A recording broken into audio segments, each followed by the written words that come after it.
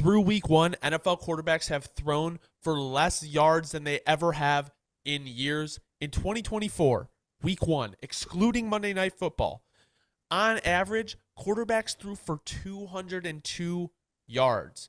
That is the least amount going back all the way to 2018, pre-COVID, which is kind of crazy to think about. I think when we talk about NFL stats, we got to do pre-COVID, post-COVID. But anyway, yesterday, on Sunday, I should say, because this is going to come out on Wednesday, only 2 quarterbacks threw over 300 yards. 16 quarterbacks were held to under 200 passing yards. And I will say this is kind of the kicker, though, Dobbs, before we get into the discussion and, the rest of the years, what were the high years, what were the low years. Quarterbacks, on average, only attempted 31.3 attempts per game. So if we want to look at stats going from 2024, obviously excluding Monday Night Football, all the way back to 2018, 2024 was a low for all of these. Like, there was no outliers. Like, on average, this was the lowest of all years. Half the league threw for under 200 yards this week. That is crazy.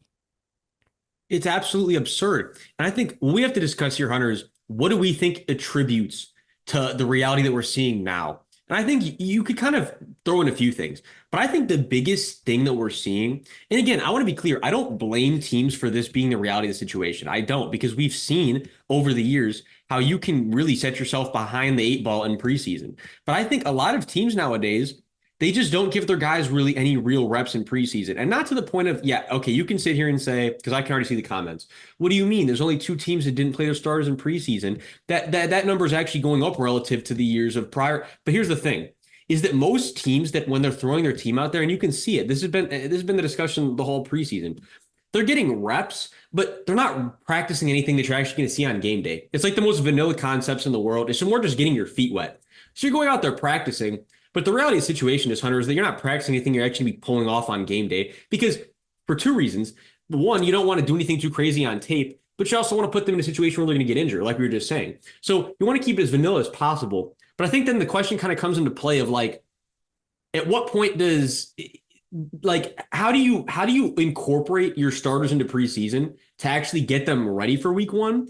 Or is the reality of the situation going forward that week one is kind of just like preseason? Week 1 through 4 is almost like preseason of the regular season at this point. And it's kind of felt that way for the last, I'd say 3 or 4 seasons, where it's really wow, teams are kind of well, actually, I can't say that. I'll say last 3 seasons, because to the point of 2021 being the average average passing yards per quarterback was 272.1. So, right. So you could say the last 3 years or so that it's really felt like the first 3-4 weeks have kind of been like preseason of the NFL. I think one of the biggest things to me, Dobbs, is kind of looking at this is one of the biggest things I think we've seen in kind of a decline is explosive plays, right? I think explosive plays have kind of been down because teams want to take away the over the top, right? They don't want to get beat deep.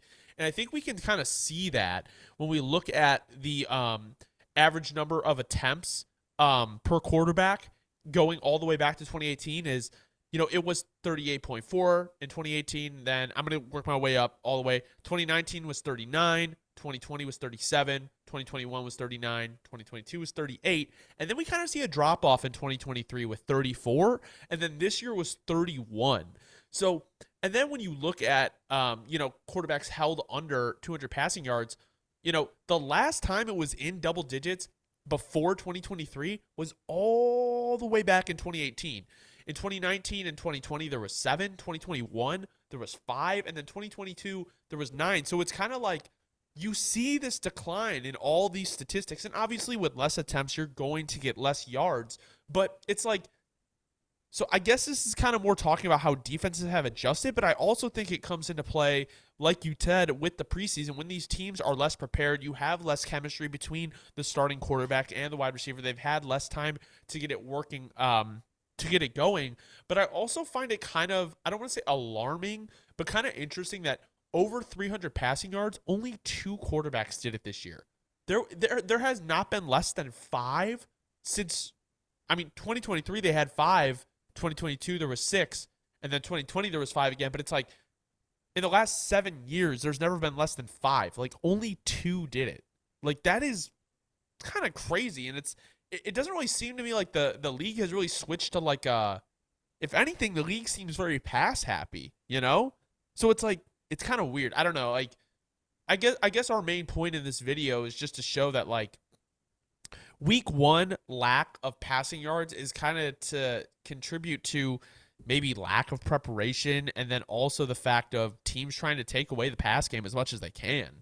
No, and to that point, Hunter, I think this is the big thing you could kind of also really a little say football history lesson or whatever. But you could even see the way the defenses have kind of changed their approach over the last, I'll say 7, 8 years in slowly, because we go back to the Legion of Boom, which you could say was that's like the defense of our generation, right? That was probably like the best one we've seen, and they were very like the cover 3 shell was their main, right? Like they were operating out of the cover 3 and making it work to perfection because back then, per se, teams didn't necessarily not say they didn't have it all figured out, but it was maybe tougher to beat cover 3 and just the way the Seahawks were playing with their personnel. I mean, they had perfect personnel that played all the time, and it's what they were doing, right? Sherm on the outside, Earl over the top. I mean, they were making it work like they had the perfect personnel for it.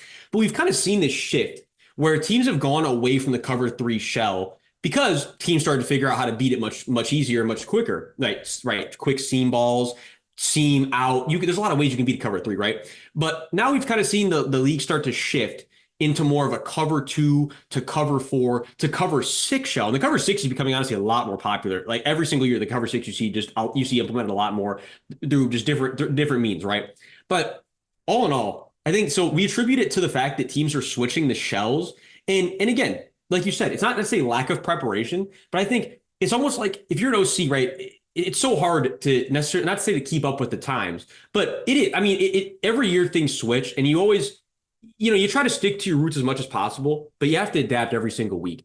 And I think teams are just like you said, everybody's playing over the top, and every OC is so used to being able to beat over the top, and now we're seeing this shift into much more methodical. I don't want to say necessarily every team, but a lot of teams are much more RPO centric than they used to be, where a lot of the run game is completely tied to the pass game. So you're the chunks on the ground, they come from an RPO system. So it's a lot of quick stuff over the middle. It's a lot of quick stuff on the outside. So we're taking more time off the clock on short gains. And, just looking at the statistics, though, it is jarring, Hunter. Like in 2024, 16 QBs held to under 200 passing yards in week 1.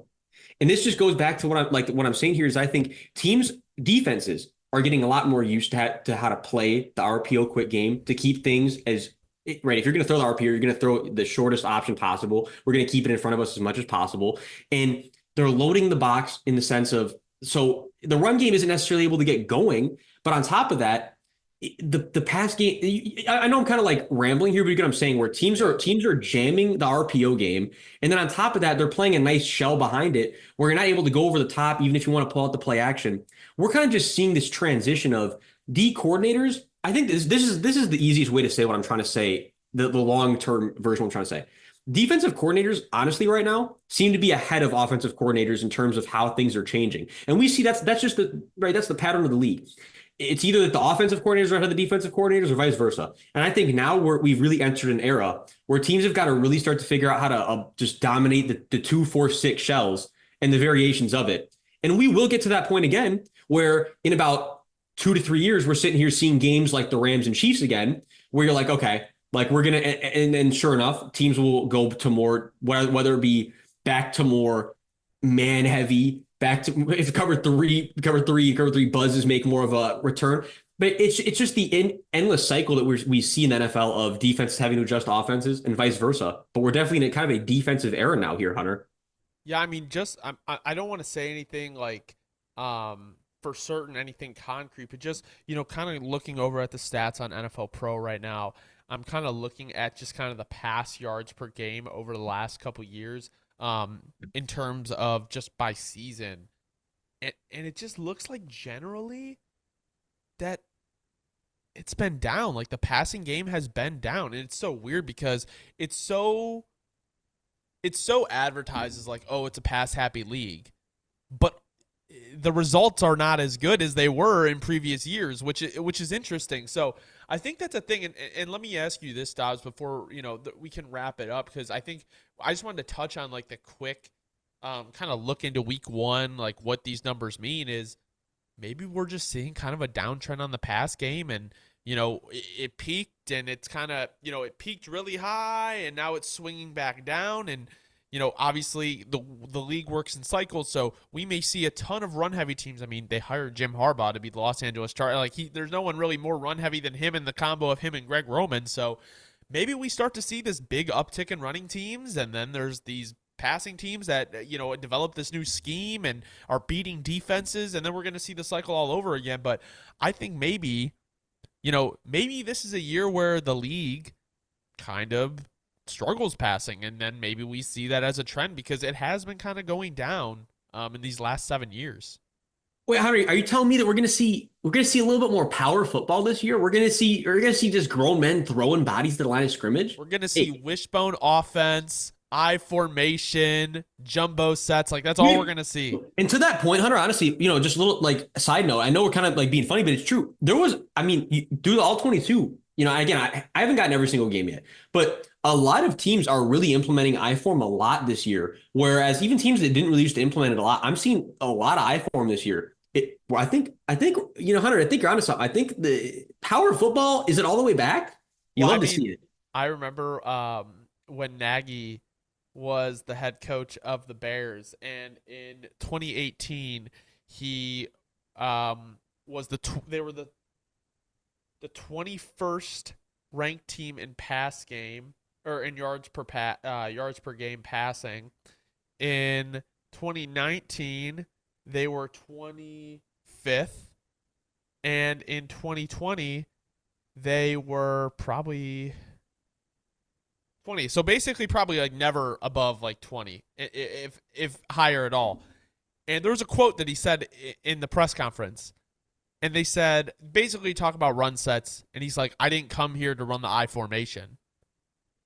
And it's just like, it felt like that was kind of the attitude. I mean, not by him. I think that was really arrogant. But by a lot of OCs, it's like, let's run, let's pass.